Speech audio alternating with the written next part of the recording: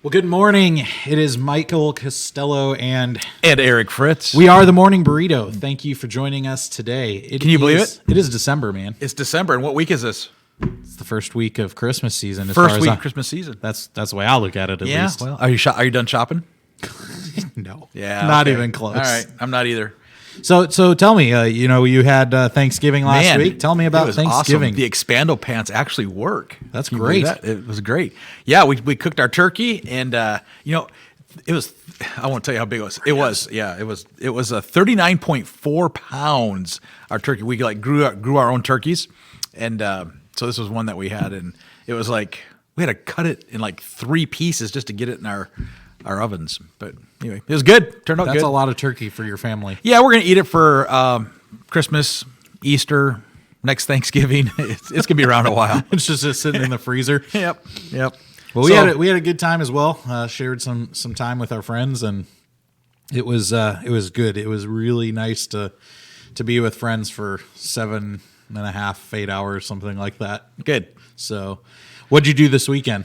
Anything other than Thanksgiving? Graydon's back from Australia, so he's living outside in the motorhome, and so that's kind of awkward. Quarantined. So we do eat in the shop. We turn the kerosene heater on, try to heat that thing up and stuff. But so that's going really well. We decorated inside, outside, so it's looking good. Hey, and the Beavers actually won the Civil War this year. I mean, good job, Beavs. I don't care. You need to care because you live in the Northwest now. So this Sunday night I had to watch my Bears get smoked by the Packers. Yeah, I don't really care. Yeah, I know. See, as much as you don't care about the Bears Packers, I don't care about OU versus the old BVs. How's the kids with Thanksgiving? Oh man, our little one is. She walking yet? She's this close to walking. She did actually this weekend, which was just really perfect timing. Good thing to be thankful for. She started saying "daddy," and that's one of the coolest. Melt things. your heart. Oh man, it's great. Dada, dada. She probably says it a lot cuter. Probably. No, actually, not probably. She does. Yeah. Okay. There's no doubt about that. But no, so yeah, she's great. And then my daughter, the older daughter, she's 10 now, so she's been through this enough that it's just kind of rote for her. But to hear her at Thanksgiving, we talked about our traditions last week. When she talked about what she's thankful for, to hear the growth in her, the maturity that has grown over these years, has been really cool to hear. And she now is thankful for things that you wouldn't normally think a 10-year-old. So do you feel old? Does that make you feel old? A little bit. Actually, what makes me feel old is thinking that, she only has one more year of elementary before she's in my youth group, which... And then the boys come around, you'll be having Thanksgiving with her boyfriends. Yeah, let's not even think Just of saying, that. it's coming. I love it. It's great. Not thankful for that. Okay. That's not something I'm excited about, so let's not talk about that. We've had a lot of people watching our podcast. We have. And have had some great questions from our people. So let me just answer some of those questions that you've sent in or texted or called and stuff. But some of them want to have like the Bible references that we talk about. They want them to see if we can get them posted somewhere. Sure. So we're not set up for that yet, but we're working on it. So we'll get there. Be patient with us on that. And then a way for them to comment live. Yeah. We haven't done a live show yet. That's true. So that's coming periodically. So just be patient with us.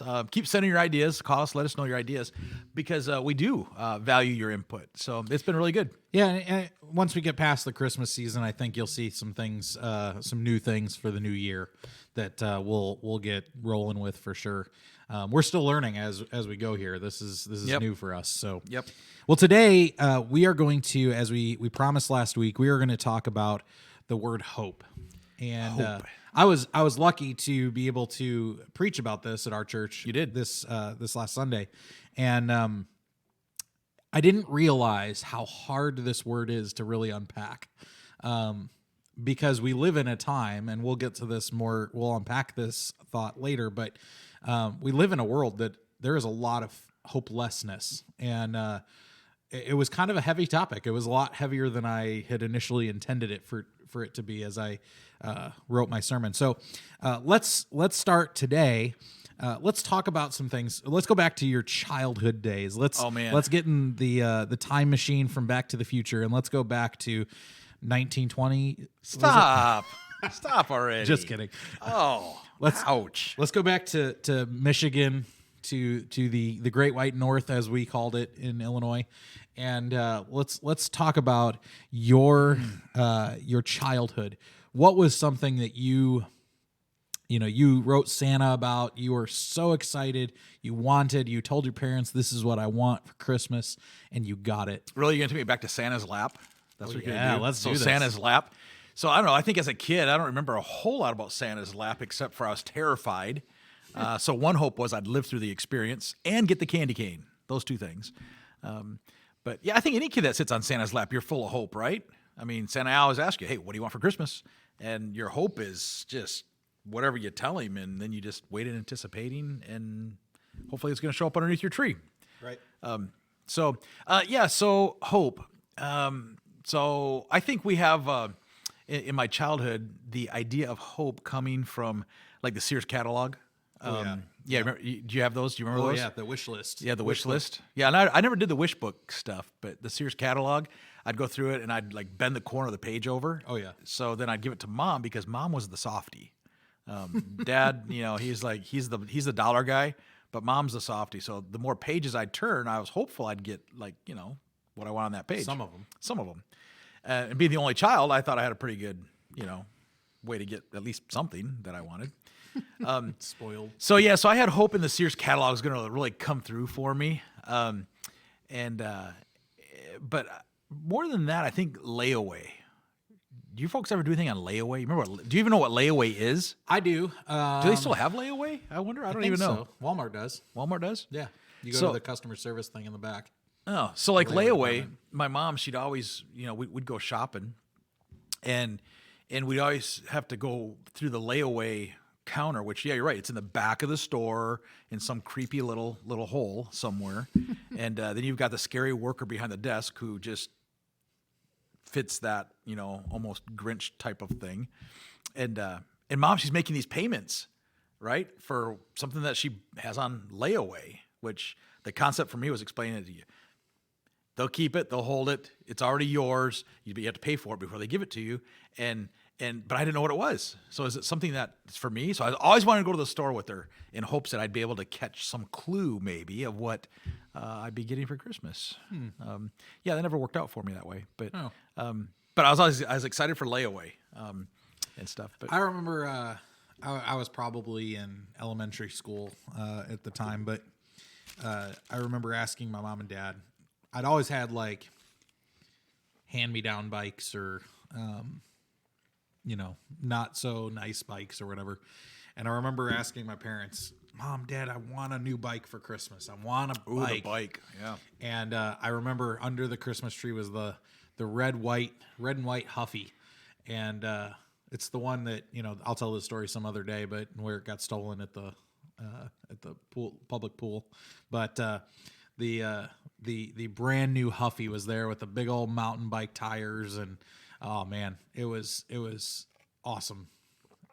The hope that I had for my mountain bike, really it wasn't a mountain bike, but my Huffy that I had seen at the Kmart, it came. Kmart Huffy. Yeah, it was a blue light special Kmart, and I got that Huffy, and it was a great feeling to have my Huffy. I think every kid's had their Huffy. Probably. I think so. My Huffy had a banana seat on it. Remember the banana seats? I know what they are, but that wasn't your era. Yeah, yeah, they didn't feel real good. They don't look like they felt like very good. No, but yeah, cool. Did you ride a girl's bike? I didn't. I think I did own a girl's bike at one point before I realized it was a girl's bike, and kids made fun of me. I think that's when you have the angled bar. That's how you know. Yeah, I do remember that. Straight bar, it's a boy's bike. Angled bar, it's a girl's bike. Yeah, I did have one of those. Which honestly, this is a whole topic for don't another judge day. me for having one of those. But shouldn't it have been the other way around? Yeah, right. I mean, a bar like that for a guy, not really a smart move by the bicycle manufacturers. Yeah. Tell us a story about something that you wanted for Christmas. I know you say you don't remember a whole lot, but something you wanted for Christmas that you did not get. I remember a lot about Christmas. But I think I have, something I did not get. So one of the things that was a tradition in my life was I knew where mom and dad hid the gifts. So my tradition was I'd go in and I'd sneak a peek and tear a corner of the wrapping paper off the corner. The move. It's always a good move. You did it, and you guys did it. But my dad used toothpicks all the time. He always would gnawing on toothpicks. So I would go get toothpicks out of the cupboard, and I'd tear just a little corner off, and you'd stick a toothpick in and pull it out and try to see what's on the box. One year I had this fire engine truck that I wanted. It was the metal old Tonka toy type system. Oh, yeah. The big old hook and ladder, that was up there with the bucket, and it had the lights that you push the button and it would just like flash. And I mean, this is like entry level flashing compared to what we have today. And I was so excited that, it's under the tree. It's mine. It's going to be so cool. And come Christmas morning, I was able to pick what gifts I wanted to open, and I wanted to save that one for the last. I was like, it's gonna be so good to end Christmas on, and because it was in the Sears catalog. It was one of the pages I flipped over, so I was totally ecstatic about that. And it's probably on layaway, even so. So I saved it the last, unwrapped it, and it was the box of the fire truck. I was like, sweet. Opened it up, and it was clothes. Oh no! Oh, heartbreaking. Yeah, I still am kind of angry about that. Did your mom ever do the underwear and sock thing? Oh, only in the stocking. No. Talk about stocking embarrassment. You want to talk about embarrassment gifts? No. Stocking underwear. I will one up you there. So my mom is the wrapping queen. She's the person that uses all kinds of tape, and she will shutter that box as much as she possibly can just to have the enjoyment of watching you try to open the present and have difficulty because, somebody who bites their nails, trying to tear open a box with a bunch of tape on it is very difficult. Kind of comical. But my mom took it a step further when I got into middle school. My mom began to use the tampon boxes for my gifts. Oh, no. Oh yeah. That's brutal. Oh, yeah. You tear off that paper and there's Tampax. And I'm like, that's awesome. Okay. But I'll never forget, going back to your talk, you were talking about the Sears catalog. So when I was growing up, they had the wish list, or the wish book is I think what they called it. Came out right around Thanksgiving. And we would go to Sears at the mall, and my sister and I, my brother, we would see these wish books right next to the door. So each one of us would grab one of these and bring them home. For a kid, it's like joy on page. Just absolute sheer joy when you look at the pages of this book. And I would turn and I'd see something I'd want and I'd circle it. Did you write your name on it? Oh yeah, mine had its own name on the top, so we knew this is Michael's wish book. And then the next page, and I just go through this whole book, circling different things. Skip over the Barbie section, and all Good. that. Good. I'm glad. Woo! And it even got so bad one year. You went straight to G.I. Joe, didn't you? G.I. Joe, Ninja Turtles was a big one. We started ranking. We had a ranking system for them. So 1 through 5. 5 being I want it the most. 1 being I want it, but not that much. And I'll never forget this one year. I wanted 2 separate things out of the catalog with 5s. These were 5s. They were, and actually, the one I had been asking for this for a few years now, but it had just gotten more to the point where I wanted it so bad. First thing was a UH-1 Huey, like they had in Vietnam, RC helicopter, and this thing was like powered by the 2-in-1 oil. So you had your own fuel. You put your fuel in it, Yeah. and it had smoke that would come out while it was flying. It was cool, man. Could you carry little things with it? Did it have a hook on it? Oh, I don't remember. Probably. But it was one of the coolest things I'd ever seen. I saw they had RC airplanes and stuff, but that helicopter, man, that was a cool looking toy. So that was one. And then the second toy I wanted real bad. I had watched it on Bozo Buckets on the Bozo Sunday Circus show. I like Bozo. Do you remember Bozo? Yeah, I do. Okay. So I'd play the games in my living room. People from Oregon probably don't understand the Bozo show. I don't know. But Bozo the clown, man, he had the Bozo Buckets at the end of the show. We should play that game on this show. We should. Bozo Buckets was always at the end of the circus. It was one of the coolest things. They always had Matt's chocolate chip cookies was the first bucket. Well, one of the buckets they always had was the Marshall Brody 100-and-something magic kit. Ooh, Marshall magician. Brody magic kit. And they had it in the Serious Wish book. And I circled that sucker and I put 5 on it. I wanted that magic kit. I wanted to be a magician like Marshall Brody, even though I had no idea who Marshall Brody was. But it was on Bozo's Sunday Circus, so it had to be important. Christmas came. I went downstairs. I hadn't looked. I didn't know what I had gotten. Because my parents knew that I was going to look, and they had severe consequences if I looked at my presents. So I knew better than to go look. But I go downstairs, and there's some boxes that I think, man, this could be the right size. We had a rule in our family when we did Christmas that that we go in order when we open, and we only open one gift at a time. See, that's where I was about the only child. There was no order. Yeah, so I had 2 siblings, and I'm a parent, so. Usually it went by age. So my dad would do it on years where I was really excited. He'd make it so that my mom went first, then him, then my sister, then me. So I could be near the back of the end of the line on that. And so I start opening, and I open my first box, get through the line, open, get to the last one. Neither one of the gifts. I was crushed. I was absolutely destroyed. I didn't get either one of them. I could not believe that my parents would not buy me the RC helicopter and Marshall Brody magician's kit. Now, being a parent and being an adult, I look back on that and I'm like, I think the Marshall Brody kit was like $200. The RC helicopter thing was probably like $300. Okay, I can see why my parents didn't want to spend that. I mean, because this was back in the 90s, so my parents were like not wealthy, so I can see why they didn't spend, $500 on me. Right. But at the time, it was not something I was excited about. Yeah, disappointment. Hoping some of those gifts are crushing when they don't come through. But I mean, it is the season for hope. It's a season for us to look at that and just be grateful and thankful for everything. Oh man. But sometimes you get moments like that in life, and there's this letdown with hope because it doesn't go quite the way you think it should go. Right. And I don't know. All of us have probably stories at Christmas where it didn't quite go the way we thought it would go. One Christmas we had gifts for my grandfather.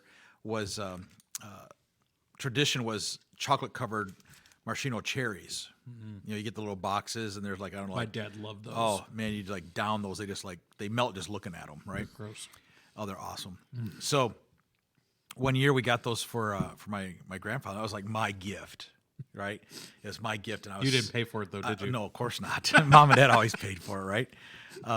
Which, that's a whole different. That's a whole podcast right there. I always loved the, hey, open my gift. Yeah. Yeah, I didn't actually pay for it. I didn't actually get it for you. Yeah, but it has my name on it, so open it up. My youngest son, he goes, oh, open it. Oh, I didn't buy it. It's like, no, you're not supposed to tell him that. But he's excited that it has his name as the giver. Exactly. So I didn't buy you anything, but open my gift. Well, I don't know when that stops, but anyway, so we give Grandpa these cherries, and they were like all hard and dried. Oh no! Oh man! Not only was my hope crushed that he'd be happy, but it was like it was embarrassing that. And I don't know how old I was. I was probably 10, 11, maybe 12 years old. Where it's like I was at the age where I was so wanting to just please, right? And it didn't please. I mean, I'm sure it was all good, but right. I knew the truth.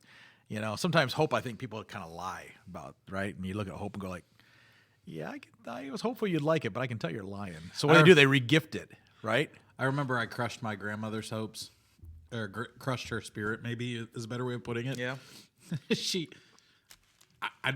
To this day, my parents and I still don't understand why my grandmother thought this was a great gift, or my grandfather for that matter. She bought me these knives that had like the boxes were all ornate and they had like wolves and. How old were you? I mean, elementary age. I don't know. She's buying you knives? 3rd, 4th, 5th grade, something like that. And these are like serious knives, not switchblade, but whatever the ones, pocket knives. And she bought me like 6 of them. And my dad's like, yeah, you're going to give those to me. I'm going to hold those for you. Well, those are the worst. But I mean, like when I opened them, like, what am I going to do with these? Like, I mean, as a kid, as a boy, you're going to, use them to probably cut yourself. But I mean, I was like, these aren't even fun knives. Like, this is not even a Swiss Army knife or something. And my grandma could see on my face, like, the disappointment that it was not a gift that I really wanted. Because as a kid, I didn't know... I didn't know what else to do. I was like, right. These are knives. What do I do with a knife? I'm a kid. My dad doesn't even let me touch the knives in the drawer for like food.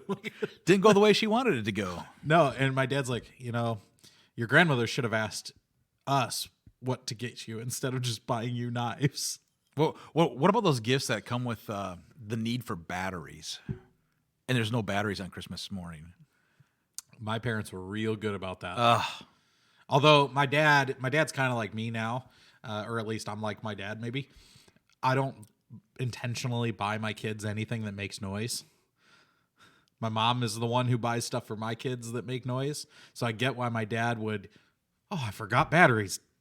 Nuts. Yeah. I was in the generation when we had those, I don't even remember what brand made them or whatever, but they were the big plastic, fire engines, police cars or whatever.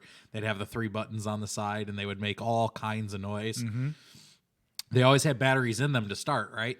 My dad could not wait for the day when those batteries died, because as soon as those batteries died, guess what was not getting a battery? Yep. those cars. Yep. Because my dad would get those for me and I would be like, meow, meow, meow. And as soon as they don't work anymore, man, that stinks. Well, I guess it's broken. It was always a letdown for me because I'd open up a gift that need batteries and it wouldn't have either the right batteries, or mom would say, oh, man, I didn't get batteries.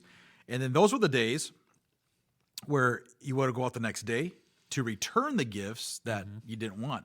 And you wait these long return lines. That would crush your hope, because it's like, it's not what you want. Go return it. And then you go and they're like all out. They're out, they're out of stock. But then you had to wait in the same line to buy batteries. So it was just a lose the day after Christmas. And sometimes it didn't go the way I wanted to. So I don't know. So I look at that, and I look at hope and go like, okay, what are some things with hope that maybe when it doesn't go your way, what do you do? Where do you find hope? Well, and we look at the season that we're living in, right? And I kind of talked about this on Sunday, but our country, our people are at a place where there's a lot of hopelessness going around. Yeah. New series of lockdowns, the coronavirus spiking. For some, the election didn't go the way that they wanted. There's just a lot of things that have people upset. I mean, sports might disappear anytime now. Like every team has more and more coronavirus cases popping up. And I think actually right now the NFL has a mandate that between today and tomorrow, nobody's allowed in their facilities. They have to take 2 days off. So I think hopelessness is something that we're seeing more and more prevalent than at any other time in my lifetime, for sure. Ironically, the economy is doing pretty well, which, I mean, that's just kind of weird that apparently hope doesn't come from money. Shocker. So where do we find hope? How do we find hope in a season that is hopeless? Yeah, we look for it in a lot of different places, don't we? We look at it. I think we look at hope in people. I think we look for hope in what fits our need, and sometimes it's something that's hard to find. But we keep digging. It seems like I look at people's lives and they just are digging for hope, and they're looking in the wrong place. They're looking in a dark time. They're looking in a darker hole, and I know what for me. If I'm going to a dark place, I want to have some light, because I know I'm going to probably go to a darker place, And I guess I'm talking about when I go like out for even a walk, just around we live in the country and I go out for a walk around my own property even. You take a light. I know you don't have to now. I don't have to now. That's for sure. I'm paying for the light now. That electric bill is going to come in huge. But I don't see people even looking for a light. They're just looking for this thing called hope. And I don't think there's an understanding of what hope is, because they don't have the understanding that the hope is Jesus. And especially at Christmas, part of Advent, we have this hope. And you did a great job on Sunday talking about hope. There's risk, and there is risk with hope because you're trusting in this Jesus that maybe you know, maybe you don't know, but the risk factor in giving everything you have in order to get everything you want. Yeah. Well, it doesn't correlate with that with Christmas. In C.S. Lewis, I believe he said it in Mere Christianity that every human being has a God-shaped hole in their heart. And when we look around our world, I talked about the statistic, 2 in 5 adults in America as of June are struggling with depression or mental health and or substance abuse in the United States. And it's up 20% over last year. I guess it's up 100% from where it was last year. But 2 out of 5 adults down or up from one of 5 adults last year. I mean, that's crazy. Yeah. 40% of American adults are struggling with substance abuse and mental health, and that is because of this hopelessness. We try to find it in substances. We try to find it in even the Christmas season. Try to fill this Christmas season with, stuff or things, and it's never going to fill that God-shaped hole in our heart. Yeah. I mean, I think this year people are decorating outside earlier this year, and we've seen people that never decorate outside. They are lit up. I mean, they have gone all out this year decorating. They have more time. They have more time, but they're searching for some kind of joy and some kind of happiness, and they're trying to be positive in a dark part of our world right now, in our time. But one thing you talked about on Sunday was hope. I think you put it as hope. One of your points was hope gives purpose, and we have right now I think a lot of people looking for what's the purpose, because we don't see purpose from our government. We don't see purpose wherever side you land on as far as mandates go. You don't see really any purpose in the mandates. You don't see any purpose in economy. You don't see any purpose in schools being closed. You don't see any purpose in our assisted living homes being pretty much on lockdown. Now, part of our culture sees a lot of purpose in all of that, but really, people are searching on whatever side of all that we are. People are looking for this sense of purpose, but they're afraid to take the risk on really believing in Christ. And so I want to encourage you today that are watching that as we come on Christmas, Jesus is the hope. Right. That's what the Christmas tree is all about. That's what the lights are all about. That's what Santa Claus is all about. That's what Christ came for, was to give us the hope. And the hope comes through the sacrifice on the cross. And we just can't lose sight of that. It was, so do you have Netflix? Nope. Okay. I had it. Went to Hulu. I had it, and I still have Disney. Hulu. And ESPN. But, and Amazon Prime. Man, you got them all. I'm just name dropping. Fubu, It was a package deal. Okay. Well, we got Netflix just for this month so that we can watch Christmas movies, because Netflix usually has more Christmas movies than Hulu or Amazon Prime. Like Elf. Elf's on Netflix. Is it? I don't know. Yeah, we can't get it on Hulu. Oh, I have the DVD, so it's okay. Hulu's cheap. But Netflix has this Christmas movie that they came out with a couple years ago called The Christmas Chronicles. Yeah. Really good Christmas film. Very well done. I mean, it was very good. And so my family, we watched it 2018, 2019, and we watched it this year already. Well, they actually came out with a second Christmas Chronicles for this year. And so we watched that one for the first time this last weekend. And I found something interesting that I've not seen in a secular-made movie in a long time. So, not to ruin the movie, but they go to the North Pole. The kids do, and some of the kids do. And they have the Christmas tree right in the middle of Santa's village, right? And, I don't know. I haven't seen the movie. Well, I mean, just, you're gonna ruin it for me. Any Christmas movie, they go to the North Pole, the Christmas tree is right in the middle of town, right? And this Christmas tree at the top has a star, like every Christmas tree pretty much has, or an angel or something. But you know the Aurora Borealis, the Northern Lights, whatever. Mm-hmm. So this star actually. The star at the top of the Christmas tree actually makes this like force field around the North Pole that's hidden by the Aurora Borealis, so you can't see it. But here's the interesting part. Again, this is a secular made movie. It's not a Christian movie, not made by Christians that I know of or anything like that. Certainly not with that intention. It's about Santa Claus. But first of all, they make they tell some of Santa's backstory, and it's a lot of the backstory that we've already heard in different movies, but he's Saint Nick, right? So they talk about him being a Catholic priest, Catholic bishop. The second part is that while there are elves, which are mythical creatures, the elves make this container, which is what we see as the star in the movie, that holds part of the light from Bethlehem's star. And they use that phrase the entire movie, Bethlehem star. Just a piece of Bethlehem star because the star was so bright, the star was so powerful. And I'm like, even in a Christmas film that's not about Jesus, Jesus makes an appearance.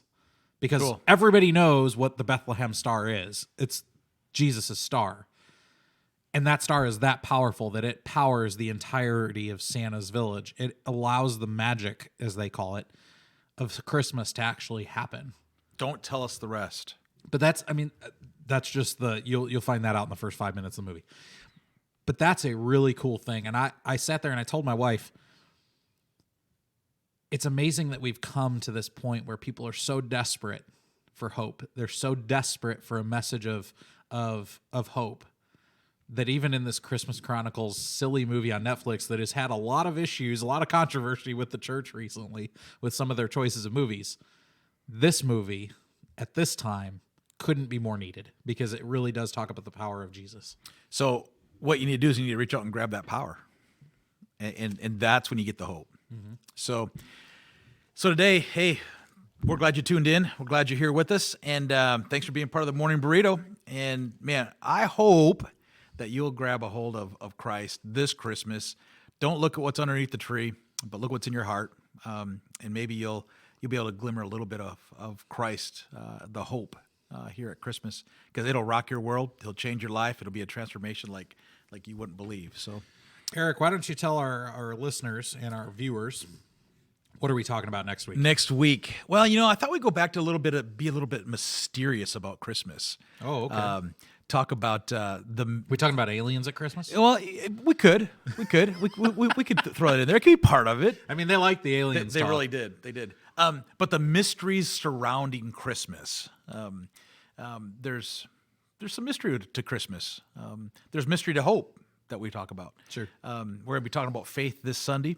We're going to be talking about joy the week after that. But there's mystery to all of that. But just like this movie, there's mystery to that Bethlehem star and that power. We're going to talk about the mysteries surrounding Christmas because there's some myths out there that we need to unpack. We just see need if they're real. We just need to have a little fun with some of those myths that are separate out there. Truth from fiction. Yeah. Because Hollywood has had a lot of fun with Christmas. And you know what? My folks had fun with some of those myths and stuff too. So raising me believing certain things that I found out later weren't true, and it was crushing. I was called out of the bathtub to watch Santa Claus fly through the air.